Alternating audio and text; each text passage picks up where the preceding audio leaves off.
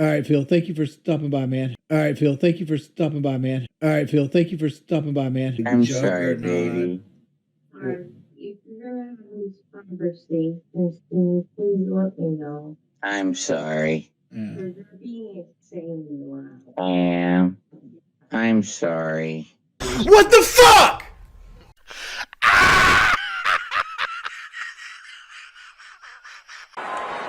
Acknowledge me. There we go. It is the one, the only DarksydePhil. What's going on, man? Yeah, dude, thanks for having my back there, because like I didn't think those guys would do that shit. Like that's why I went to get a drink with and left him on the mic. No, I subscribe to you, and I randomly every once in a while I'll click on your stream if I see it live. And tonight I saw Arc Raider. I was like, what the hell? He's playing Arc Raiders? Like he never plays Arc Raiders. So I clicked on it to see what you were doing, and immediately these guys are like talking detractor memes to you. I don't know if you realized that. I don't. Did you even know what they were saying? I did not. Is that otter shit? What is that? No. So I know they were talking about like otter shit. I have no idea what that is, but they were doing that countdown stuff, like a 13 or 14, 13, 12, whatever the fuck that is, like a countdown stuff. And the second they did that, I was like, that's a detractor meme that this guy gets hit with all the time. And then I'm listening to what they're saying, and they're talking about otters. I'm like, this is not legit stuff. They're trying to bombard his stream with something that's going to get attention. And of course, they're not playing legit. Dude, they're just messing with you. You know, this is. I mean, I didn't doubt. I don't have enough time in the game. I got like 6 hours in the game. Like I said, I don't know I know how to do the buttons and the rolls and everything, but like I could give a shit less about like what the kit looks like and things like that. But like we were winning our gunfights, so I was like, okay, I guess they're playing good enough, right? Yeah, to my knowledge, there's nothing in the game about otters at all. I've been playing it. Well, I played it over 20, 30 hours, like 2 months, and I don't even know what the hell they were talking about. Like they were guiding you through it at a basic level, but I don't know what the hell was going on there. And I just had that really big suspect moment where they start doing the countdowns. I'm like, oh no, like I have a feeling this is not going to go well. I didn't catch that when they did it. Like I guess I was too busy. Yeah, and you will be, because you don't know what's going on. You know, you're in a world you're not used to, a gaming world that you're not adjusted to. And I was also trying to be funny while playing. Right. So, dude, how you doing, man? I mean, honest question. Like, how are you doing? Because I only see you from like a weird perspective of I don't watch your content all the time. And I interviewed you a couple months ago, or a few months ago now. I hope you're doing well, or like genuinely, I mean that. Like, I've gave up soda at this point, and I'm kind of down because like I've not seen the numbers on the scale to reflect me giving up soda. And like every time I talk about it in the chat, it sucks because everybody becomes a nutritionist, and everybody tells you how to do something the best way to do it. You probably deal with the same thing in your chat, and that sucks because like I want to use the chat as like a dear diary, where it's like I just want you guys to listen and let me be I need y'all guys to be a therapist. I don't need nutritionists right now. And that sucks because that never works. That just makes me look like an asshole most of the times. Dude, I'm going to give you credit at least for trying to quit soda. If you have actually legitimately done that. I've legitimately quit. Like I've got Crystal Light in my hand right now. Like that's what I want to get. It's like it's like Mio. It's like it just flavors water. Oh, I know. I've had Crystal Light before. I used to drink the one that had the caffeine boost too. So I was having it as like a double supplement to replace sugar and energy drinks as well, or like soda. But good for you. That's the first step. That's the sugar, the sugar supply to your body that you definitely do not need. And you can, obviously, within a month you're losing weight just because you switched what you're drinking on a daily basis. So, well, good for you on that. I was down 8 pounds, but like, I don't know. Like it's no, I know, dude. I know it fluctuates on the scale. Like the problem is like when you're as big as I am, there could be like, and I don't want to sit there and make excuses, but like my what's that shit called that diabetics have to, my insulin levels could be up, which I'm not a diabetic, by the way. I'm not a diabetic at all. But you know, my insulin levels could be up, and just because my insulin levels up means I won't lose weight. Yeah, you're gonna make initial changes. You're gonna see success right away, and then it's gonna stop, and then it's gonna go again, then it's gonna stop. You know, I get it. In my opinion, the first thing you're doing is the right thing, but you know as well as I do, there's so much more that has to happen after the initial drink stoppage. And the thing is, for you, you're under so much stress all the time. And I hear you. I hear what you're saying. I see what your detractors say about you. And well, it's not even you know, that. It's not even that. There's that thing that I talked about with you privately that's stressful. Oh yeah, dude. Yeah. And the thing is, we're all through this. Like anyone on the internet who is a public face constantly has so much going on that people don't understand. You don't ever feel like I always put it like this way. Like if I was to, like, let's say our job was a regular job. Say we're doing like Excel spreadsheets, right? And to put it apples to apples, like every time I'd go to click on an Excel spreadsheet box, someone would take my mouse and move it 5 feet to the right. That's what it feels like to do this job with the level of like scrutiny that me and you both get. There's a lot of people. We're not by ourselves in this, but it feels like there's always somebody trying to move the goalpost 5 feet every time you go somewhere. So you never can get ahead because of that. Yeah. And it doesn't matter when you get to the level that we're both at, where you have so many people who are micromanaging every single thing you do. They're analyzing every single thing you say and how you do it, every mannerism that you move on camera, right? It doesn't matter if you improve, if you actually do or not. To them, it's just another thing for them to cover. It's just another thing for them to make content out of. If you're doing bad or good, and that's the thing, you could do bad, you could do good. They don't care. All they want to do is get another video, another little clip, another sound bite, another thing to post on Reddit, another thing to post on X that they can make money off of. And you get to the point where it doesn't matter anymore because you know that no matter what you do or say, they're going to say you did the wrong thing. So for me anyway, at the point I am in my, and I say career and everyone laughs at me, career, we've right? been doing this shit almost 20 years. Like that's a career. Right. It's one thing if you're just starting out calling it a career, but like, nah, dog. Like my face has got gray hairs from this shit. Well, they laugh at us, right? And they say, oh, what you do is so easy. It's like, yeah, you try sitting in front of a public audience for 20 years. Well, for me, it's like around 18 years. You're around 19 years, actually, at this point. And say that you can survive it. And you can still be pertinent and have people who watch you every day who even give a shit. So many people have faded into the background, right? But for us, we've been doing it so long. And no matter what we do, people will be out there saying we're doing the wrong thing. It doesn't even matter. I've made this point. It doesn't matter if like we cured cancer, if we fought off an alien invasion, if we stopped the dimensional rift that was going to end Earth. It doesn't matter. They'll be like, oh, well, you know, you farted when you did it. Oh, well, yeah, I did. But, you know, I kind of did the right thing. Oh, it doesn't matter. You farted. So now we make a video on it. You know? Yeah. So, you know, so that's the thing. It doesn't matter what we say or do. These people will always make a buck saying we did the wrong thing. So who cares? I don't care anymore. I really don't. All I care about is entertaining my own audience. The people who are there every day, See, who like who I am, it's like you're who like there. what I do. I'm just burned out. Like, oh, I hear you. I'm just burned out. Oh, I know that, dude. Dude, you're playing Arc Raiders tonight. I'm like, what is this guy doing? I know he hates this game. Because people are like, oh, you got to do new stuff. You got to do new stuff. And like, yeah, like what I like playing hasn't led to a lot of success, right? So like, it's like, all right, you want me to play Arc Raiders? Arc Raiders is the biggest game there. Because I was making the point, like, Burnt Peanut doesn't do much more than I can do, right? Like, he just makes fun of people while playing Arc Raiders. I do the same thing on Redsec.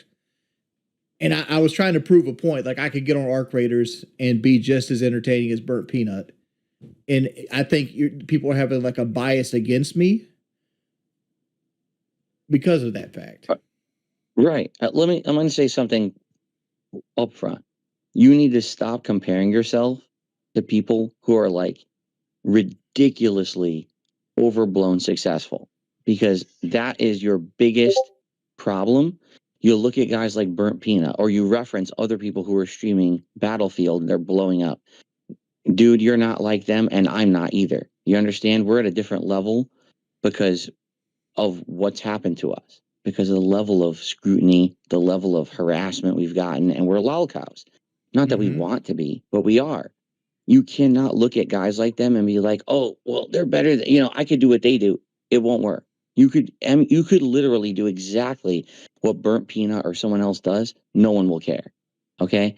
What we have to do is we have to find a way to appeal to an audience that actually cares about guys of our stature. And I think it's taken a long time, right? I've made tons of mistakes over the years, but I think I have done that. I found an audience that likes who I am, what I do at the level that I do it, and I'm happy. And it took a long time for me to say that. Like, that's actually hard for me to say that. I'm happy because I'm not big. I'm not rich, but I'm happy doing what I do every day. And a lot of people don't believe me when I say that. Maybe you don't even believe me when I say that. But I actually genuinely am happy with the content I put out. But I can't settle for that though. It's not. So, It's all not. right, It's so- not. It's not even about getting rich. Like I got a wife that had thyroid cancer, and it could come back any day. So like I have to save for the future. Like there's gonna be. No. Okay. No, I she's gonna understand get what you're sick saying, again. dude. I totally understand what you're saying, but I want you to understand something. When I say I'm happy, it doesn't mean that I'm happy and I'm poor. Yeah. It means I'm happy and I'm doing good too. Like, I'm in the best position of my life financially, and things are going good. Even though my detractors say the opposite, which I'm sure they're all analyzing our talk right now. Because they like put you on fucking live stream fails the other day because you had a $20 session with Call of Duty. It's like, this sucks, right? It sucks to make $20 after you play a game you hate for 3 hours. It's like, well, I just wasted my time doing this. Yeah, but they're retarded because I made $20 playing Call of Duty. Actually, after I made $50 on a podcast, and then I made $20 after I quit Call of Duty, and then I made ad revenue on that, and then I made Kick revenue because I'm part of the Kick Partner Program. Do you see what I'm saying? Like, what they're saying is bullshit. I didn't make $20 on a stream. I haven't made $20 on a stream in like 10 years. But That's they nonsense. got a little snippet of where you complained about it, and they just used it and utilized it. Exactly. That's absolutely right. And that's what they always do. So I'm happy and I'm doing good. I want you to understand that. Like, I'm doing well financially. I'm not rich, but I'm also certainly not poor. I'm at a good place and things are getting better. They've been getting better for like 3-4 years in a row. And funny because people look at views, right? And I know you too, right? You look at your channel, you look at views, and you say, "Oh God, the views, the views." It's not about the views. I want the views to trend upward. Like I want to feel like I'm gaining somewhere. I hear you, because when everyone on YouTube looks at things like sub count and they look at view count and they look at that, honestly, someone actually sent me something a couple years ago, and it kind of changed my whole mindset. They sent me something that was like, how to make a great living if you have a business that has 1,000 happy customers. And I read it. I was like, this makes so much sense. It changed my mindset. If you just have 1,000 people on this planet who like you and want to keep supporting you, that's way more important than having a ginormous, insane, viral amount of people who join you for a few minutes a day and then leave, or won't even ever support you. They're just there to see because you're popular, right? And then they don't care and they leave. And a few years ago, someone sent me an article. DarksydePhil is the most well-supported guy on Twitch. And I was like, what? What are you talking about? And then I read the article, and it was like, in scale of how many views and subs Phil has, he has people who support him more than the average person. And they showed like statistics, and I'm reading it. I'm like, it was wrong, but still, it was kind of right. Like, yes, my people who watch me all the time and like my content support me more than the average viewer who will just join someone and be like, I'm just here to watch and I'm out of here. And that's really what we have to find. Guys like us who've been around for so long, we're never going to blow up. Dude, I'm telling you right now. I told you in the interview in October, I'm telling you again, we're not going to blow up for a good reason. There's no way we can blow up for a good reason. Too many people think we're jerks, think we're assholes, think we're the scum of the earth. We have to find a way to appeal to a small crowd who actually like us for who we are and see through the bullshit and just make content we love. And that is how we're going to find success. And I think you can do it because I'm finding that now. I'm changing my methodology. I'm playing more indie games. I'm doing a variety of content. I know you can do it. In fact, you know what? I'm going to say this publicly because everyone's listening to this. I know you can do it. It's just tough because you're going to have so much against you. You're going to have so many people saying you can't do it because, oh, look at all these failures that Jordy has had in the past. No, you can do it, dude. I know you can. I have confidence in you that you can do it. Like, I have just found the way to do it, but it's not going to be playing a game you know you hate, having these assholes join your party and dumping the N-word, you know, and that's not your fault. But man, they will use it against me hard. Even though there's entire videos on YouTube where it just spouts off that YouTube has movies hosted on their website that they'll ban you for. I don't know. Right. That's right. And they're doing it on purpose. That was 100% when I saw you were playing that game. I was like, he needs to make some bucks tonight. And I get why he's doing it.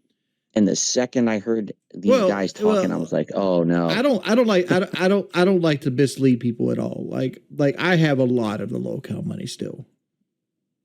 I have a lot of it. And I have a lot of it invested, but like I invested everything in the things like CDs and like Roth IRAs and things like that. And I can't touch it, right? I have my 6-month emergency fund and I have what's in my checking account. And I try to balance my life around making a certain amount of money every month to make sure I can put money away for my retirement, emergency funds, and pay my bills, right? And still live like comfortably. So that's my goal. Like I tell people like, don't give me your last dollar. I'll figure me out. Right. But like, you're saying we can't blow up, and my goal is not to blow up. My goal is just to be sustainable, right? Like I'm not looking to be Burnt Peanut with 75,000 users making, $600,000 a month, right? Would it be nice? Yeah, anybody would want that. But at the same time, there's a lot of responsibility when you got the fucking golden scepter that, a lot of people don't understand either, right? Because like Burnt Peanut, any kind of he says something wrong, it's going to be the end of his career. Like Dr. Disrespect is a bad example of that, but it's an example of that, right? Because he used to be the guy with the golden scepter. Right. So here's the thing. I feel like you can succeed. I do. But it's not going to be sitting there all day playing Redsec. And I know you love Redsec. I know it's your favorite game right now because you hate Call of Duty. And to be honest, I agree with you. Battlefield 6 this year, dude, Battlefield 6 this year is much better than Call of Duty. I couldn't play Battlefield 6 because it's a team game. And I don't play team games, right? I don't. I play solo games. So I tried so hard to make Black Ops 7 be a good game. I bought equipment to fucking make the game work on my streams, and no one will watch it. No one will watch this game. Even though I played a stream, I suck at Call of Duty, and I had a positive kill death ratio every match of like 2.0, and no one would watch it. Everyone agrees Call of Duty sucks this year, and you're good at Battlefield. But I'm gonna tell you, my best advice to you right now: stop playing Redsec on stream. You heard what I just said. Stop playing Redsec on stream. Keep playing Redsec in your personal life because you love it. Personally, I don't like it. I tolerate it. Like I don't like I don't like first person shooters at all. I don't like video games for the most part. There's certain video games I like, right? Right now I'm playing Baldur's Gate 3 in my personal time because I kind of like Baldur's Gate 3, but it's what it is. I play Diablo 2 in my free time. I hate first person shooters. I've been playing for 30 years at a high level. I fucking detest them. Like they're the same shit over and over again. And once you get good at them, you just realize people were fucking you with the cheapest shit in the game. And it just irritates you. Like, all right, so you do like certain kinds of video games. Yeah, you know when you play Street Fighter, isometric RPGs. You know when you play Street Fighter, and you know like when somebody's cheesing the fuck out of you, or they're zoning you, or they're like getting a free throw out you, and like they're just using the cheesy character to beat you, and how it sucks ass, and you know it because you have so much experience that you know this person's beating you because they're being cheesy. That's same thing happens in first person shooters when you get good at them. You realize that you lost this because somebody's using the meta gun or they got you at a right angle or some shit like that. And it just irritates you. It doesn't even when you do well. Like the other day I was playing Redsec and I squad wiped a 4-man by myself with a scar. Didn't even flinch. No adrenaline enough, no dopamine hit, nothing. I don't even give a shit. I'm like, all right, fuck. At least that's over. Like that's the feel of it. Yeah, you'll lose all satisfaction because there is no satisfaction. Exactly. The modern version is such a pale comparison to what used to be good that you don't even feel any kind of excitement or enjoyment when you win because it didn't mean anything. It's not like it used to be back in the day when it had skill involved, right? So let me ask you this. You don't like modern first-person shooters. You said you like Baldur's Gate. You like Diablo 2. But it sounds to me like you're totally turned off from video games these days. 1,000%. Is that a correct statement? Or do you think there's anything you would actually like to do? Like Resident Evil 9's coming out. I don't give a fuck about playing it. I'll buy it. I don't give a flying fuck about playing it. I could care less if that game does well or not. But it's going to be something different. It's something that will attract people that might not click on the stream. And I'll play it strictly for donations. Right. Like that's just the life I live. Like I don't give a fuck about Resident Evil 9. I don't care about Grand Theft Auto 6. They could come out tomorrow and I'll be like, all right, whatever. So what do you want to do then? Honest question. I asked you this the other day and you didn't answer me. I gave you the answer earlier today. I don't know. I'm just burned out. But the fact is I'm not allowed to be burned out. So like I just got to keep going. Man, you are, I'm not exaggerating. And again, everyone's listening to this. I know they are. This is not a private conversation. You're in the same situation I was in, like maybe, let me think. 7-8 years ago. Because I got to the point where I was making videos on games every single day. And I was pumping them out at such a rapid pace, like covering. I could beat a game in like 2 days, right? And everyone knew me as Mr. YouTube, the guy who could beat a game in 2 fucking days. So everyone would flock to DSP videos because he can beat the game so quick, and then we can, get a fast opinion on it. It killed me. Like I just didn't care anymore about what I was doing. And then when I became a live streamer, it got different for me because when I became a live streamer, there was no rush anymore. It was more about, hey, I'm with the audience. I'm talking with the audience. I'm chatting. And while I'm playing a game like Zelda Breath of the Wild, which it stands out to me because that was one of the first games I ever live streamed, right? People started chatting with me about other stuff. And a lot of it was bullshit and had nothing to do with the game. But then people started talking with me about my experience with games and my experience with Zelda. And I was like, oh, I don't have to just talk anymore. I don't have to be stupid with, like say sexual comments or dumb swears all the time. I can just like talk with people about games. And since then, it was like an epiphany for me. Hanging out with people on the stream while I play games has made it so much fresher and so much better for me that now, even though I'll admit, sometimes I feel like I'm burnt out if I'm playing a game too long that I don't like so much. Just that social experience makes it better. All right. But at the same time that I say that, I understand that just playing games 24/7 becomes so draining, especially if you don't like video games or you don't like the games that are coming out. Now add 250 pounds to your body weight where walking hurts. And all you have is to sit down and look at a screen all day. That's my life. Yeah, I know. And dude, you're stuck, and I get it, because you say things like, oh, I did want to ask you one question. I mean, like, people say, oh, go get a job. I want to go get a job. I do. Like, I'd love to be able to get up and be able to stand 8 hours a day and just go work and make money and not have to do this. I'd love to. You can't. I can't. I'm stuck. Dude, you can't. There's no way you could do that. I understand and that. That's the reason I'm trying to lose weight that. right now. It's like I want the weight to come off so I can go get a fucking job. For me, right now, everyone says, go get a job. I'm like, well, you're retarded, because if I get a job, I'm going to make way less than I'm making right now. You're an idiot. But I could walk out of my door right now and go apply for a ton of jobs, and I get them because I'm 175 pounds. You can't do that. And I get that. All right. I totally get that. And that's, that's something that's a huge added there's also the other weight of, like, and you have this too. No matter what job you get, if somebody notices you, you've lost that job the day that somebody notices you. That's right. And these people will never let us get a normal job. If they can find out where we work, they're going to try to mess with us, because that's another win for them. That's another video for them. That's another, adrenaline or endorphin, another endorphin rush for them, that they hurt someone on the internet that everyone hates, right? Yeah, I hear you, dude. I totally hear that. All right. So here's the thing. You cannot get an in-person job. And I've heard you say stuff like, oh, I'll get an IRL job. You say you do gig work. I bet you help your wife doing gig work. You don't do gig work yourself. You help your wife doing gig work. I get that. No, right? Is that true? No, that's not true. Like, I do gig work, and sometimes we do it together, but like I do it myself.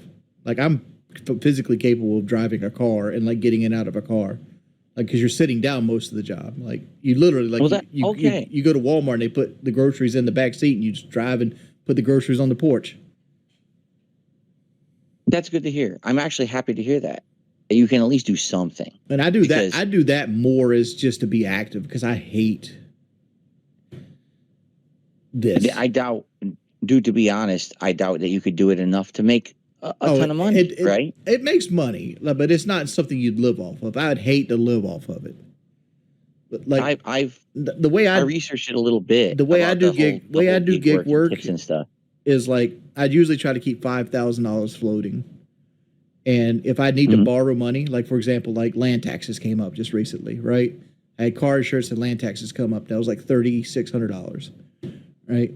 I pulled it from my DoorDash fund, and now I'm going to pay myself back. So I start paying myself $300 a month back to that. And I also start dashing or whatever again till I get that $5,000 back. So instead of like borrowing it from a credit card or anything other place. That's the way I do it. Right. That's smart. I'm actually happy to hear that you can do this stuff, because you have to understand, you say that on stream and you never elaborate, and your haters are crazy about, oh, he made it up, or, oh, that's just Kelly doing it, or whatever. So that's good to get that out there. I'm glad to hear that you're actually getting out and doing other stuff than just streaming, and that you're capable of doing it. But you also that's not sustainable. My wife also has a master's degree. She has her own job as well. Right. You have an additional income. Thank goodness. Yeah. That's awesome. And thankfully, again, what all our detractors say, right, is always the worst possible nonsense. They have no idea what our real lives are like. Seriously, they have no fucking clue what our real lives are like, because if it was as bad as they said, we wouldn't be here, right? Like, we wouldn't be on this fucking planet. We wouldn't be able to keep sustaining if it was as bad as they think. They're just nuts. We have significant others who love us, who help us, who support us, who take care of us. These people are the worst dregs of society, who would never even understand what love means. Seriously, that's why they're able to hate someone on the internet as much as they do, because if they had love in their lives, they would not get it. They would not even understand that. So I'm happy to hear that she's there for you, and it's not just you doing everything. That's awesome. And since we're doing like that, like, I don't feel like another thing with the weight loss is like I don't feel like I treat Kelly good enough as a husband because I don't have no libido, right? So like our romantic life could be so much more, but my body just doesn't make the chemicals needed for me to like push for that kind of stuff. So like it ends up, I don't know, I shouldn't be talking about this. You shouldn't be talking about it publicly. That's Yeah. for sure. I We don't, can have a private conversation about it. I just wish that I could be more than I am, right? Like I wish I had a more manly thing. No, and dude, I get it because every moment that I live, and the reason a lot of people make fun of me is they say, Phil, you're talking about working out. You're talking about getting healthy. What a joke. We don't believe you. And then they look at me on camera as like, oh God, he's skinny. Yeah, of course I'm skinny. I'm not lying to you fucking idiots. I'm doing it for a reason because I want to live longer for my wife. You know, I'm older than her. Not so much older. I think it's about 8-year How old difference. are you? I'm 43. I'm about to be 44 in April. Because like I'm about to turn 40. I'm about to turn 40, and I'm starting to like look at movie actors that didn't live much fat. Like Dawson from Dawson's Creek died at 48 just recently. Right. And he wasn't a 400-pound land monster. And I'm like, dog, do I have 8 years left? Is that what it is? You know, it's like you start thinking about that shit. Yeah. And you get to the point where I was feeling bad. I really was. I had pain in my joints. I'm like, what am I doing? I'm over 40. I got to start working out. And I did it not for me. I don't care about how I look. What do I give a shit? I want to be here longer for my wife. You know, I do. I want to be happy, healthy, taking care of her and doing things that, I realized, why am I being so lazy when I can do this minor thing and be better for her? And I started doing it and it became, a routine. And now I'm so happy because now we're both getting better together. And everyone makes fun of her for her weight. She's not fat anymore, but she does not want to come on camera because she doesn't want to give anyone any kind of entertainment. Well, they won't give her credit anyway.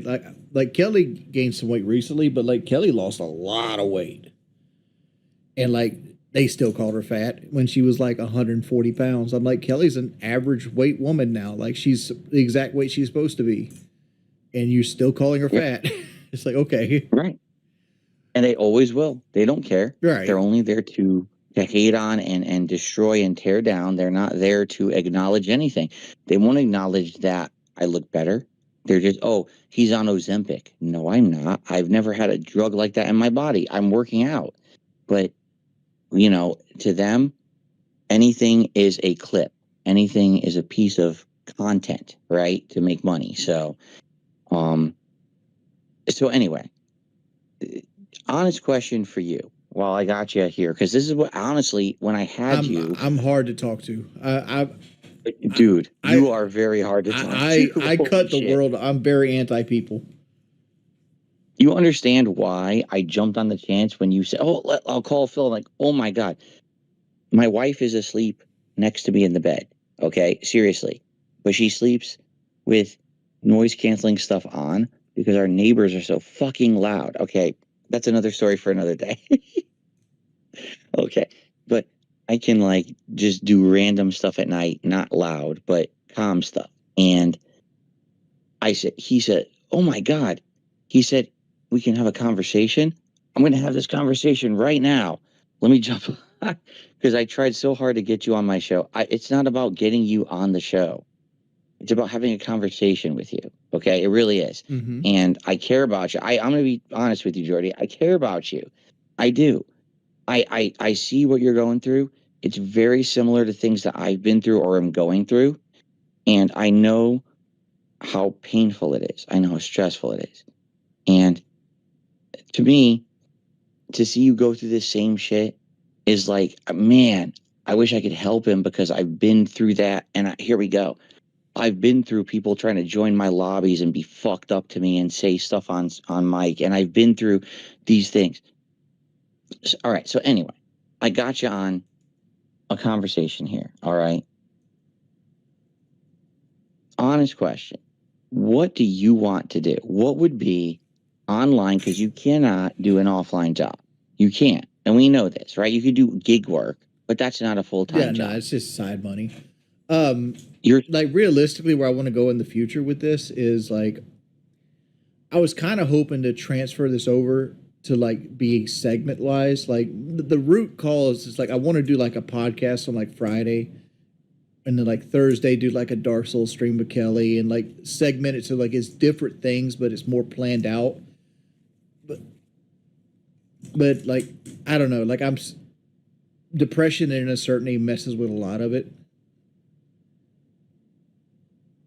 Do you think you could ever do something consistent? Yeah, because 100%. I did Locale Live for 2 years. No, you did, right? You did, but first of all, Locale Live. Hold on a second. Locale Live is so. You know why I didn't do it, right? You understand why I could not do that stuff, right? Like, yeah, that's not. I understand why you did content. It's not positive content, but at the same time, like you know why I did it, because like the money was there, and it's like I needed to play catch up because I went broke in 2015. Yeah, you were playing accelerated catch up, exactly, and you bit your teeth and you bit your tongue and you ran forward and you did what you needed to do for your family for like 2 years, and you made all that money and you banked it. And again, I'm going to say this again. I respect you for that. I can't do that shit. I would say this, but I still consider Boogie and Key my friend. Like, if they asked me to be a part of something, I probably will. I mean, like, I didn't like where Locale was heading, right? I didn't like that it was like a 24-hour telethon, where it's like, it felt like we were running a church more than a podcast, right? Like, give to Jesus. Like, everything was like, how much mustard can we dump on our head to make money? Right. And that's not content. In my opinion, that's not content. That's the clown acting, smashing a pie in his own face. And yes, a clown is a full-time job. It really is. Yeah. There's clowns out there who make full-time money. Boogie is a full-time clown right now. And I want to say he's my friend. And like, I've called him a couple times, like, and told him he had to slow down on certain jokes because it's going to hurt him in the long run. But like it bothers me to my core that Boogie is like ripping his house up for like Locale Live right now. It's like, have you seen the state of Boogie's like streaming room right now? It's like, dude. Oh no, I don't follow that stuff, man. I swear to you, and you might not believe me, I have never watched Locale Live once. I've only seen clips of it on social media. Once I watched Kino Casino reacting to it. I have never watched the show. I have zero desire to ever watch that kind of content, nor do I want to be a part of it. You know, for me, the content that I put on the internet, I want it to feel like it's something that someone can watch today, 10 days from today, 10 weeks from today, 10 years from today, and be like, it's positive content, it's fun, it's gaming or whatever. It's a podcast. It's something that can be fun no matter what. I don't want to put something on the internet that feels like it's harmful or it's dated or... You know what I'm saying? Well, like I feel like I know what you're saying, but I feel like to me, it feels like you're conditioned to do it this way because this is the way that the trolls won't fuck with you. Because like I was about my trolls, because I was conditioned to do things forever just to try to avoid getting ire. Oh, I don't give a two shits about what my trolls say about me anymore. I don't, dude. I want to make a legacy that in 10 years, 20 years, 30 years from now, someone stumbles upon DarksydePhil because I know no one's going to care about me eventually. It's going to happen, right? But someone will find the channel and be like, I'm not going to sit here and be delusional. Like anybody's going to show up to like one of my Redsec streams 20 years from now. If that shit might get one view a year. Right, it's like to me, it's like bubblegum content. Like you consume it right then and there, and once it goes out into the trash can, it's never to be seen again. Like, that's because you're playing Redsec. I mean, like seriously, right? But like, what's the difference between that and like Breath of the Wild? Because, all right, I'll give you an example. All right, the other day, I'm streaming and someone joins my stream, and do you believe them or not? I don't know. Someone says, "Wow, I just found your Heavy Rain playthrough." Mm-hmm. Heavy Rain, that game came out in 2010. Yeah, I found your Heavy Rain playthrough and I loved it. And I just decided to check out your live content. And to be honest, your content is nothing like it used to be. But that's cool to know that someone who did a playthrough of Heavy Rain when it came out in 2010 is still live streaming in 2026, And if you truly make something that is representative of an honest reaction at the time that something is happening, then that content can be immortal. That's super niche, though. It's like let's take Burnt Peanut back into this conversation, right? How many people in the world right now do you think is watching Burnt Peanut's Arc Raider live stream from last week? It might be a couple thousand because he's so big, but like by the time that you get a year out, that stream is going to get the same views as like the Heavy Rain. You might convert one person over to a Phil, winner at that point, right? That happens, right? You find somebody that's into a really niche market and they find you and they just adapt to your personality. By the way, I'm sorry, Sweetie Man, thank you for the 15 gifted subs. Thank you so much. But that's a Bigfoot. That's what I call a Bigfoot. That's the exception, not the rule. Right? The rule is 99.9995% of the people that interact with this content are going to do it when the day it comes out and the time, and that's when they're going to consume it. And very, very, very few people are ever going to consume it after the fact. That's correct. And you're always going to get the insane exponential, attention as soon as something comes out. You're right. But at the same time, what you're talking about Burnt Peanut and you're talking about online games. That's very different from a game that is. But Heavy Rain's how can I say? Heavy Rain's is a game, right? But it's not that much different. That's a Let's Play-ish game, right? Because you weren't live streaming in 2010. You were actually doing Let's Plays in 2010. Yep, that's right. Because live streaming didn't really pop off until 2013, 2014. And I was behind the curve. Yeah. I was late to the game on live streaming. I was doing the on-demand videos for a very long time. And I was one of the prominent guys, particularly doing the narrative-based stuff, like the Heavy Rains, the Walking Dead, when it came out from Telltale Games. Those games got me giant attention because I was reacting to narrative stories. And that's what I mean. There's a difference today between someone who's reacting to or not reacting, but playing an online-oriented multiplayer experience. You're right. Today, if you play the first stream of a game, day one, you're going to get attention. Week 1, week 2, week 3, week 4, you need to have an audience who's plugged in. If you don't, they don't really care. No one's going to jump in, you know what I mean? Unless they hear that, he's doing something innovative with a multiplayer game, they're not going to jump in. But when you do a playthrough of something on launch day, that is, a one-time experience. That day one, when I played Elden Ring, I stuck in the entry-level area, and I fought that stupid Golden Knight guy. I forgot his name. Until I beat him. And everyone to this day still quotes it. Oh my God, Phil, you were an idiot, but it's the most entertaining thing because it's unique. Is what people remember it as.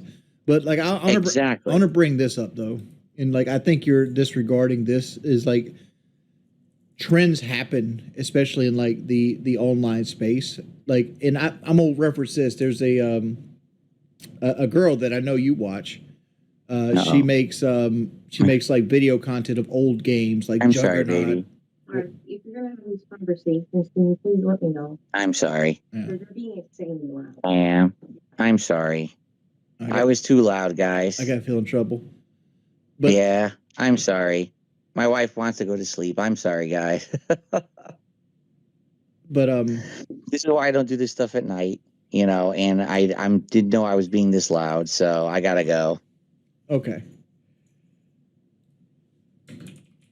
It was a fun conversation, though, and this is why I would like to have you on my podcast. Meet my bestie. Well, can I finish this point before you leave? Yeah, go ahead. Yeah. Well, I know you watch a content critic called Early Bird, right? You reference that, like Early Bird. She's like she makes like old video games. It's like she does like little video essays on them. Well, like that's what's popular on YouTube right now, the video essay. And what's going to be popular 2 years from now might not be the video essay, but right now that's the new hotness. And that's what replaced Let's Plays. And Let's Plays still happen, but they're less popular than they were back in whatever year Let's Plays were popular. But like, that's what I'm saying is like, the content you make now has to be ever forming and ever changing. And that's one of the parts I'm struggling with, is because I know I can't make fucking video essays. I sound like fucking George Bush. I got a Southern accent and I'm just witty. I think you could make video essays. It's just the problem is making that kind of content on YouTube today is so risky because you're at the mercy of the algorithm, where at any moment they could demonetize your video. I had a channel where I made video essays before they were even called video essays. You know, it was called KO Gaming. And I had a 1 million view video. And within 5 months of me working hard on that channel, it got demonetized for no reason. You know, it's just not worth it. The money today is with live streaming, not with the video essays, unless you find success with the algorithm, which is very rare. And even then, when you find that success, it's fleeting. It's not long term. You know what I mean? Like, I 100% agree with you, because I could think of a guy right now named Clown that he did a lot of Elden Ring video essays, and I loved him to death. And he's quit YouTube at this point because they take so much time and energy to make. And at the end of the day, it's like you got to hit a home run every time you make one. If you have one that underachieves, you put 40 hours of your life into something that didn't make you no money. Exactly. And imagine that's your business. And then all of a sudden, you know, it one day it's good, 1 month it's good, 6 months it's good, and then all of a sudden it's taken away from you for no reason. You didn't even do anything wrong. It's just gone. And that's why I stopped doing that on-demand shit. Like, I used to only do on-demand videos. And when I saw stuff getting demonetized, I was like, nah, I'd much rather have a live audience contribute to what I'm doing, and that way they can't just steal that from me. So anyway, good conversation. But yeah, I gotta go, man. It was a good one, though. I wish I could get you on my show. I wish that we could work together in the future. But you're so hard to reach, dude. I don't even know what else to say. I'm very anti-person. All right, Phil. Thank you for stopping by, man. All right, man. You have a good night. Good night, buddy. Bye. Looks like this stream's getting deleted.